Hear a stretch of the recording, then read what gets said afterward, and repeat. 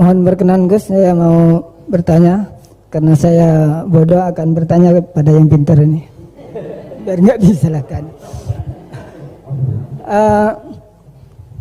Mana ya, langsung ke pertanyaan, lebih penting mana antara pintar dengan cerdas? Karena ada anekdot Madura itu, ya. Karena orang Madura kan terkenal anekdotnya ya. Pada suatu saat di sekolah SD itu ada upacara, kemudian ada di anekdot itu ada menteri yang menanyakan kepada salah satu guru bahwa tiang bendera ini berapa tingginya. Oleh seorang guru itu manggil murid untuk naik ke tiang bendera itu untuk mengukur tingginya tiang bendera itu. Kemudian sama seorang pejabat itu ditegur, kenapa susah-susah dinaikin tiang bendera itu, nggak ditidurkan aja biar tidak mengundang bahaya. Dijawab oleh seorang guru tadi, tadi Bapak kan menanyakan tingginya tiang bendera. Kalau ditidurkan itu bukan tingginya tapi panjangnya. Nah ini itu kan panjangnya bukan tingginya. Jadi kalau menanyakan tingginya maka harus dinaikkan dulu gitu. Diukur ke atas. Nah itu terkait dengan anekdot itu saya bertanya itu ya, penting mana atau lebih utama mana antara pintar dengan cerdas? Terima kasih Gus. Ini karena pertanyaannya anekdot, saya jawabnya juga anekdot. Itu kalau kita di pesantren itu gudangnya itu kan biasanya korbannya orang Madura, tuh kasihan juga sama orang Madura. Itu kalau mereka ketangkep polisi ditanya, sudah tahu ini pelanggaran, tahu Pak? Kenapa melanggar? Gak tahu Bapak di situ sih. Jadi itu kan cerminan pikiran kita semua. Kalau gak melanggar itu bukan karena takut aturan, takut ketangkep polisi. Sudah tahu kalau pelanggaran, tahu Pak? Kenapa melanggar? Gak tahu Bapak di situ. Ribet kan? Nah, tapi sebetulnya jawaban dari pertanyaan jenengan itu ya sebenarnya Anda pasti tahu lah. Ini kan antara cerdas dan pinter itu mungkin ya pinter itu ya cerdas, cerdas ya pinter. Yang jelas mengetahui sesuatu yang semestinya itu ya kecerdasan, dan mengetahui itu ya namanya pinter gitu. Cuma tadi yang menterinya memang tanyanya ketinggian, di mana-mana yang bentuk tinggi itu ya begini gitu kan. Kalau begini orang sudah bilang bentuk panjang gitu. Jadi ya dalam hal ini ya pinter dan cerdas anak SD tadi yang naik tadi. Karena ya tetap dia memang benar-benar ngukur ketinggian itu, bukan kedataran. Nanti lama-lama ini bukan panjang Pak, tiduran. Tapi itu memang di beberapa dunia wali itu dunia yang memanfaatkan kepintaran dan kecerdasan. Misalnya banyak wali yang ibadahnya itu biasa. Ditanya, kenapa kamu ibadahnya biasa? Loh, Allah itu enggak diuntungkan oleh ibadah saya. Ya sudah, saya ibadah standar saja lah yang wajib-wajib. Makanya di dunia wali itu lebih ngeri guyonannya. Ada seorang wali doa di multazam, ya Allah ampuni dosa saya, ampuni, dan ini tempat mustajab, saya berdoa supaya saya tidak dosa lagi. Itu jawabannya unik. Kalau orang tidak dosa, sifat ghafur saya nganggur. Jadi saya ini ghafur itu pemaaf. Kalau nggak ada yang salah, lalu ini gimana ini? Nggak ada objeknya lah kira-kira gitu. Jadi hubungan wali dengan Tuhan dulu itu ya asik, karena ya memang agama ini datang dengan keasikan. Makanya disebut halawatal iman. Halawah itu nyaman, indah. Makanya Nabi itu kalau mensifati sholat, wa qurratu aini fi sholat, nyaman saya ketika sholat, karena Allah itu jamil, Allah itu indah, sehingga ya nyaman. Loh, saya itu kalau mikir mati itu Pak Rektor itu ya takut kadang-kadang, wah dikubur terus ditinggalkan gitu, ribet kan. Tapi kalau setelah saya ngenangen, dulu ketika saya janin di perut ibu ya nggak tahu cara hidup, ternyata saya hidup dengan cara yang saya nggak tahu. Wong bisnis agak bisa, kerja agak bisa. Kamu ketika jadi janin kan sudah ada nyawanya, sudah hidup. Kamu bisa ngelola hidup kamu di situ, tidak bisa kan? Ternyata bisa hidup. Makanya Allah mengingatkan wa id antum ajinnatun fi butuni ummahatikum. Kalau kamu janggal hidup kamu di kuburan, apa kamu tidak pernah hidup di kuburan? Yaitu ketika kita masih janin di perut ibu. Kalau ibu kamu senang renang, ribet kan, sudah dalam perut, orangnya renang lagi. Udah gitu. Kadang-kadang ibu kamu sembrono sudah ada janin masih goreng-goreng gitu. Kalau kepeletian gimana itu? Tapi Allah tahu cara ngelola kehidupan kita zaman masih apa? Janin. Ya kita hidup ya ada bayi yang gendut bahkan sampai disesar karena saking gendutnya. Wah itu bayi tauhidnya tinggi itu sudah tahu kalau yang ngurusi Allah. Ndablek saja dia sampai gendut. Ya artinya kalau sedang lihat itu ya sudahlah. Zaman saya hidup ketika janin ya tidak tahu caranya hidup. Ternyata ya hidup. Ketika kita jadi zigot, jadi apa masih mani, masih sperma, nggak tahu caranya jadi orang ya tahu-tahu jadi orang. Kita nggak tahu kenapa mani yang gitu ada jadi rambut, hidung, jadi macam-macam. Setelah besar ya tahu proposal, tahu bulat, macam-macam. Wah. Makanya kalau kiai itu pinter anekdot. Saya pernah disewani istri Pak Rektor, melarat sekali, melarat betul. Melarat jelek, kebetulan yang tanya saya itu jelek. Wah beneran ya kata saya. Istri perempuan. Gus, suami saya itu miskin Gus, doain kaya Gus supaya hidup saya itu enak. Terus tak guyonin. Nanti kalau suami kami kaya, pertama yang dievaluasi rumah Gus ganti ya, rumah diganti, mobil diganti, lama-lama yang diganti kamu. Karena apa? Rumah sudah bagus, mobil sudah bagus, yang nggak bagus itu kamu. Pasti diganti, tak jamin itu kata saya itu. Terus dia bilang, ya udah nggak usah Gus. Jadi untuk karena saya ini ya mikir, saya ini kiai kan jaga image, sampai saya doakan tidak mandi kan jatuh. Ya sudah mendingan itu, mendingan tak kasih pengertian itu. Kalau suami kamu sudah kaya kamu ganti apa? Rumah kan, terus mobil kan, lama-lama dievaluasi apa? Oh kamu pasti apa? Istri kan. Jangan-jangan trennya orang kaya kan gitu kan? Trennya orang kaya kan, ya gitulah. Terus dia udah nggak usah. Jadi artinya itu kecerdasan, kiai gitu itu kecerdasan. Karena kalau doa tidak mesti mustajab juga kan? Udah kiai top gitu, doanya ngobos juga kan, ribet kan? Akhirnya ya sudah gitu aja. Ya saya kira demikian. Tes. Bismillah. Assalamualaikum warahmatullahi wabarakatuh. Gus, saya yang bertanya, tadi antum sempat membahas tentang sifat-sifat Allah yang sempurna. Beberapa hari yang lalu ada teman saya yang tanya ke saya, Mbak Nafilah, kebetulan anak ini memang baru hijrah gitu ya, baru belajar Al-Quran, baru baca-baca. Dia tanya, Mbak Nafilah, Allah itu boleh nggak disifati sama sifat yang mohon maaf kurang baik seperti makar, penipu atau yang lain, karena Allah kan sangat sempurna. Dan dia kebetulan waktu itu dia lagi nyebutkan ayatnya ke saya yang wayamkurullah wayamkuruna gitu. Wa makaru wa makarullah wallahu khairul makirin wa hum la yash'urun. Nah di situ dan di surat Al-Anfal juga ada ayat yang tentang Allah itu sebaik-baiknya tipu daya gitu, mempunyai tipu daya yang sebaik-baiknya. Nah itu kan menunjukkan kalau Allah itu punya sifat tipu daya. Jadi dia waktu itu agak ngotot ke saya, berarti Allah juga bisa dong disifatin sama sifat yang jelek-jelek yang seperti itu Mbak Nafila gitu katanya. Menurut antum itu gimana? Saya juga masih belum jawab sampai sekarang pertanyaannya teman saya itu, karena saya masih bingung gitu. Jadi saya tanya sama Gus gitu, mungkin ada pencerahan gitu buat saya menjawab gitu. Terima kasih. Assalamualaikum warahmatullahi wabarakatuh. Itu begini ya, jawab seperti itu rileks saja. Yang jelas jenengan harus terima kasih sama yang tanya, nganggep jenengan pinter itu. Sampai tanya itu berarti nganggep jenengan pinter. Itu satu prestasi, itu orang nggak semua orang ditanya itu. Itu begini ya kalau dalam ilmu balaghah. Makanya saya ini kan pengajar ya, pengajar fikih juga pengajar balaghah, juga pengajar tasawuf, pengajar mantek. Kalau di pesantren kan memang semua itu diajarkan Pak Fatullah. Ini juga dulu mondok di buyut-buyut saya di Kudus itu, di pondok tertua di Kudus buyut saya. Makanya hormat saya itu bukan karena beliau punya etika, memang aturannya harus hormat gitu. Saya juga harus hormat beliau karena beliau rektor, ya sudahlah saling menghormati. Bapak itu kalau sama penanya itu hormat, ditanya dia sudah sopan, jadi kita harus menghormati orang sopan. Yang tanya hormat ke kita karena kita dianggap alim, kita hormat sama penanya karena orang sopan. Mau tanya itu juga gengsi loh. Masa dokter tanya itu kan ribet kan. Saya kemarin ditawani di Unisula masuk dikasih dokter honoris causa. Kenapa Gus gak mau? Saya takut kalau masuk neraka, masa dokter masuk neraka kata saya. Kan ya tidak lucu juga itu. Akhirnya dokter-dokter itu, iya Gus, saya tidak pernah kepikiran ya. Akhirnya mereka terus mau takwa, udah Gus kita harus takwa, kan malu dokter kok masuk neraka. Oh begini jawabnya ya.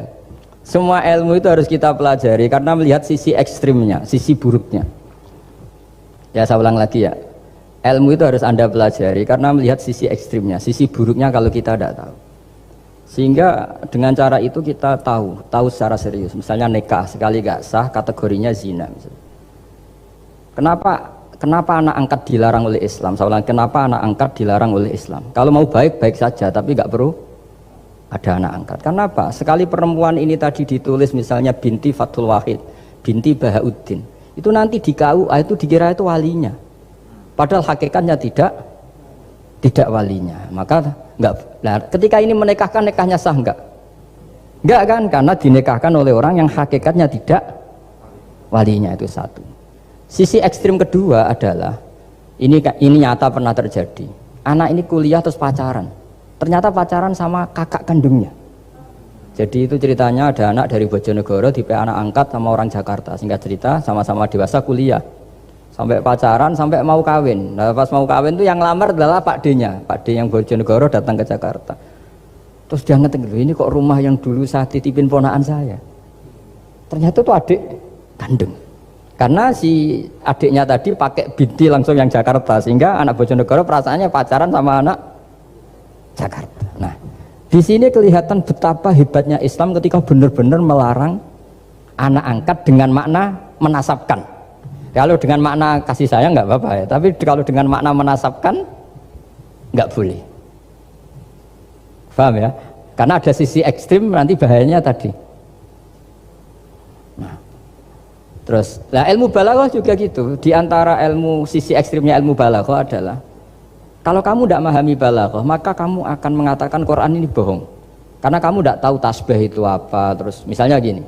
Allah memaklumatkan di Quran bahwa orang kafir itu sumum bukmun umyun. Sumun artinya itu budak, tuli. Bukmun artinya bisu. Umyun artinya buta. Itu kalau kamu nggak ngerti balaghah, maka faktanya apa? Ternyata orang kafir tidak tuli, tidak bisu, tidak buta. Tapi kalau kamu ngerti balaghah akan tahu ini tasbih yang baligh, perumpamaan yang sempurna, kesusastraan. Jadi kalau orang muji Nabi itu gak boleh bilang anta kasamsi, itu kurang keren. Kamu ibarat matahari, kurang keren. Kafnya dibuang, anta samsun, anta badrun. Kamu matahari, kamu rembulan. Nah, kalau orang sedang pacaran itu kalau bilang kamu ibarat bunga, itu kurang keren. Wah kamu ya bunga saya itu kan terus keren kayak. Nah itu balaghah. Nah di antara balaghah itu ada namanya wal ityan bil kalimah lil musyakalah. Jadi mendatangkan kalimat bukan dengan makna semestinya tapi lil musyakalah. Musyakalah itu perimbangan. Wa makaru wa makarawah. Mereka bermakar dengan tipu daya. Wa makarawah, dan Allah pun melakukan itu. Berarti Allah menipu daya mereka? Ya enggak. Kalau dilakukan orang baik itu namanya kecerdasan. Tapi kalau dilakukan orang dolim itu namanya tipu daya. Jadi misalnya gini. Ada orang bikin alarm supaya maling itu terdeteksi atau pakai CCTV, itu namanya kecerdasan. Tapi kalau maling pakai CCTV untuk kalau nyolong, ngerti pergerakan yang punya rumah. Jadi sama-sama melakukan itu tapi beda. Sama mati juga gitu. Ketika kita pecundang matinya mati sangit gitu. Tapi ketika kita pahlawan matinya mati syahid. Artinya ya sama-sama mati. Nah di balaghah itu ada istilah musyakalah. Musyakalah itu ayat itu sebenarnya banyak, Mbak. Ada yukhadi'una Allaha wa huwa khadi'uhum wa yamkuruna wa yamkuru wa makaru itu banyak. Jadi di antara sisi yang harus kita pelajari dari ilmu balaghah adalah kalimat itu banyak yang tidak semestinya. Ya tadi misalnya kita bilang coba kamu jalan dulu. Kalau kita bawa mobil, maksudnya mobil itu jalan, kita duduk. Tapi kalimatnya tetap, sudah kamu jalan dulu. Mau naik mobil kok dibilang jalan. Jadi berdiri juga gitu. Ya yuhal mudaththir kum fa'anzir. Kum berdirilah kamu. Berdiri maknanya mengurus sesuatu yang serius. Itu orang Arab bilang berdiri. Sehingga disebut wayuki munas sholat. Dan mereka mendirikan sholat. Apa semua sholat itu bentuknya berdiri? Nah, nuruti cangkem elek kan protes ya? Makanya begitu juga sholat. Sholat itu harus menghadap kiblat. Yang bener aja, kalau pas sujud menghadap apa coba? Menghadap tanah kan? Jadi kalau nurutin bahasa ini nggak ada yang bener gitu. Maka berhati-hatilah dalam bahasa, karena bahasa itu nggak jelas. Kalau kamu sedang senang istri kamu, mesti bilang gini, wah saya cinta kamu karena kamu cantik. Harusnya istrinya tersinggung.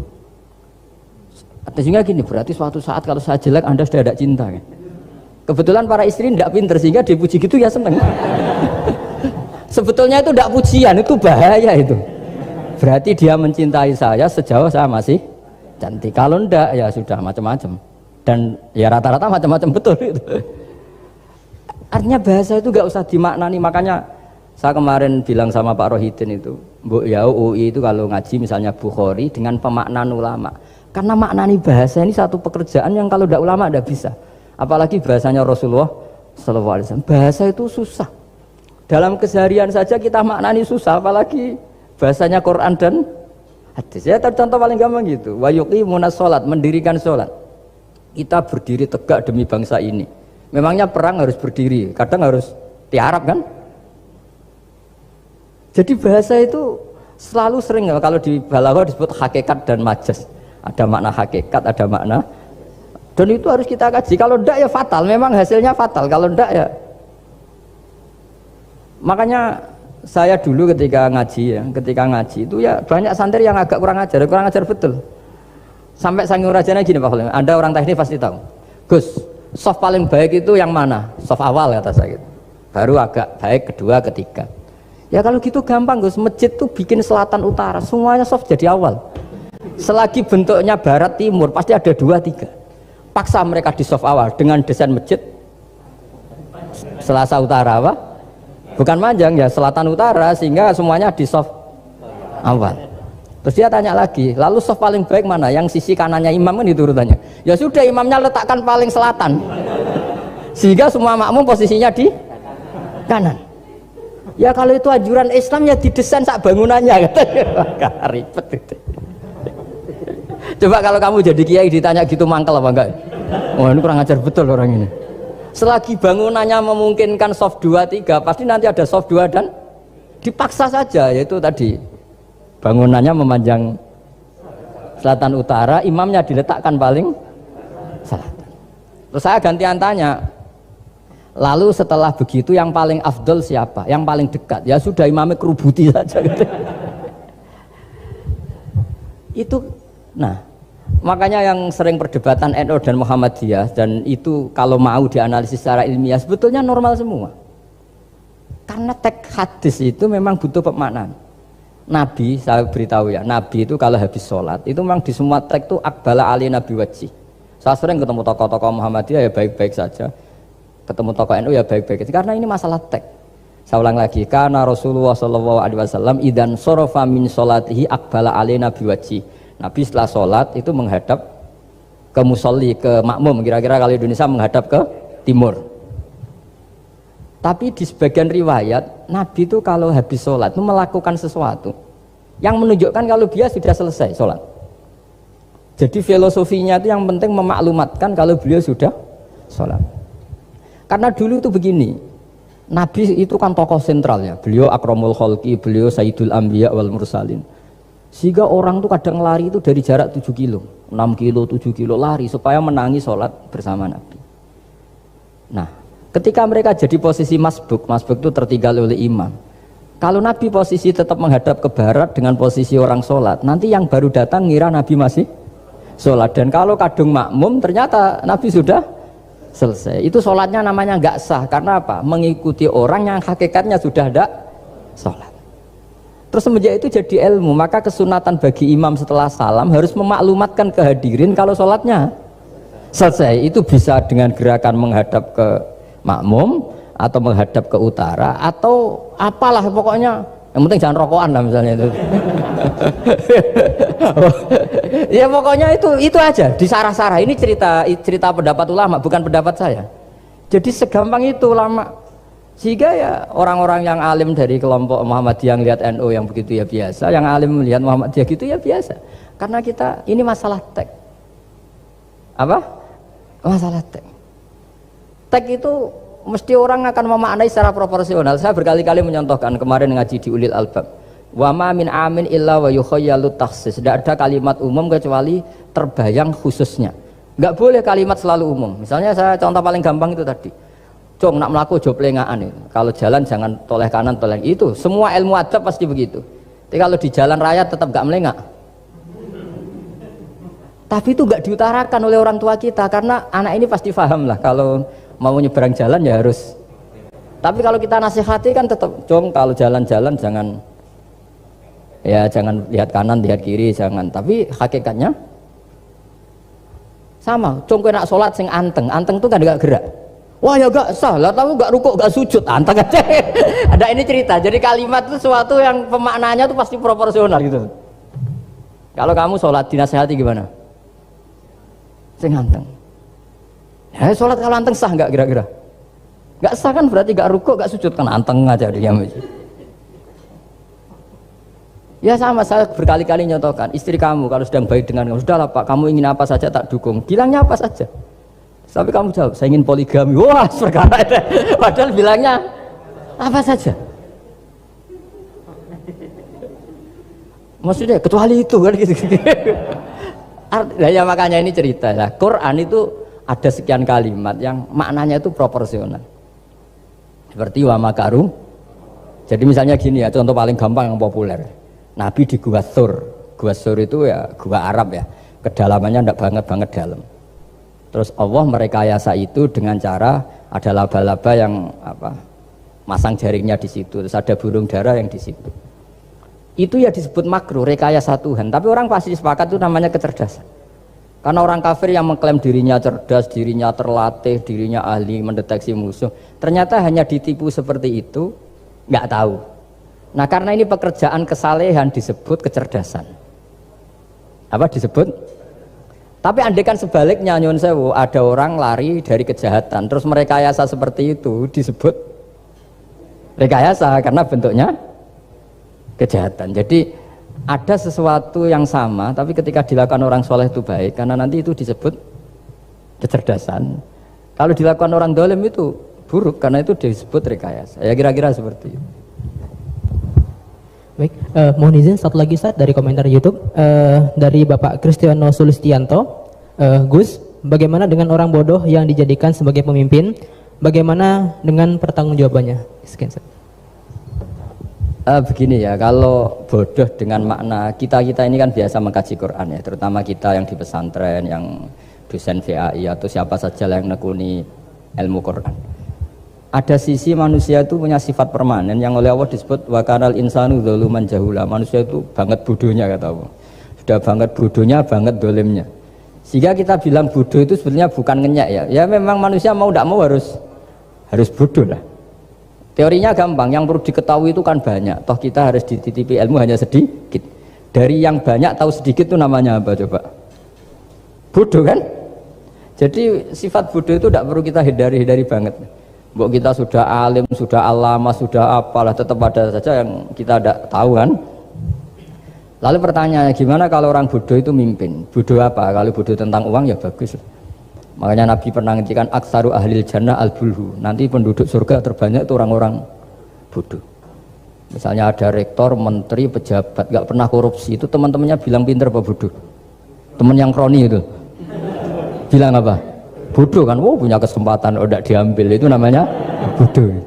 Tapi kalau malaikat bilang ini pinter gitu, karena bisa mengendalikan apa? Nafsu. Nah, makanya kalau pertanyaannya gimana hukumnya orang bodoh yang mimpin? Bodoh apa?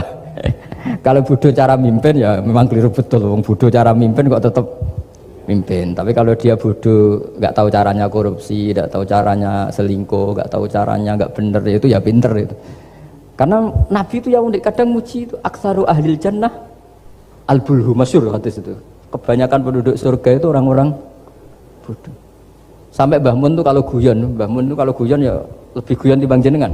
Kata Mbah Mun gini, aku itu saake suar wargane wong-wong bodoh, saake kenaan malaikat.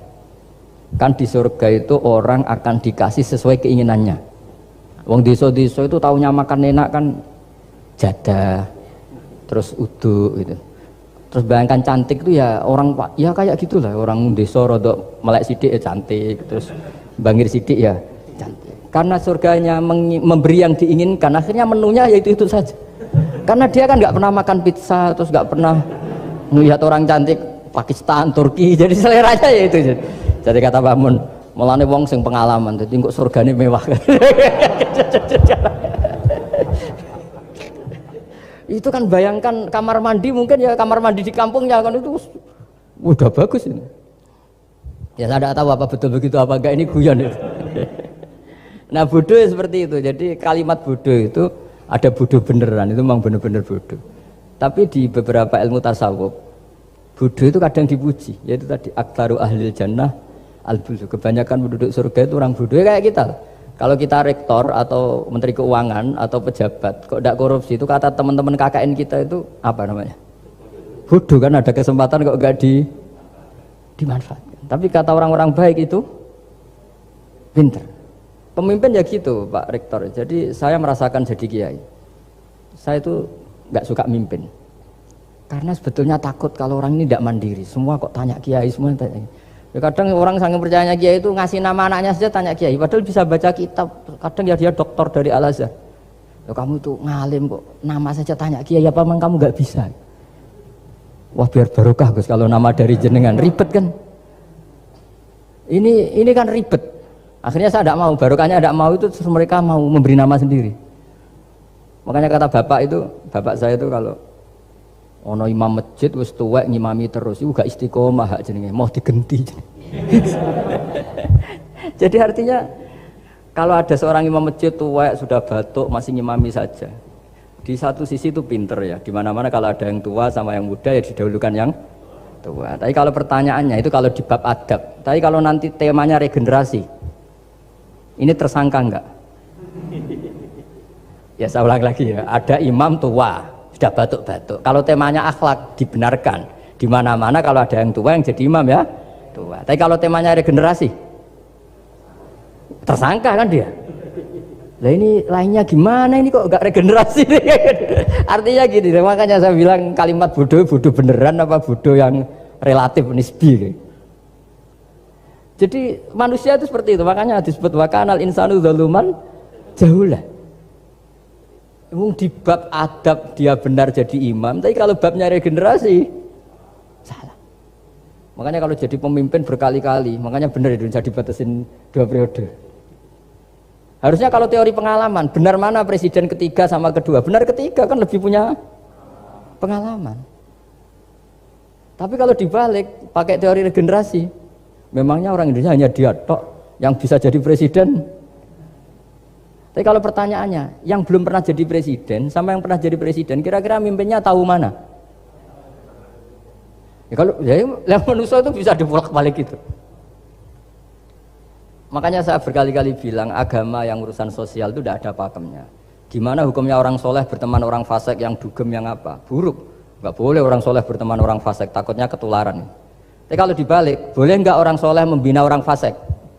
Boleh, bisa bina kalau berteman. Kamu bisa bina orang tanpa berteman?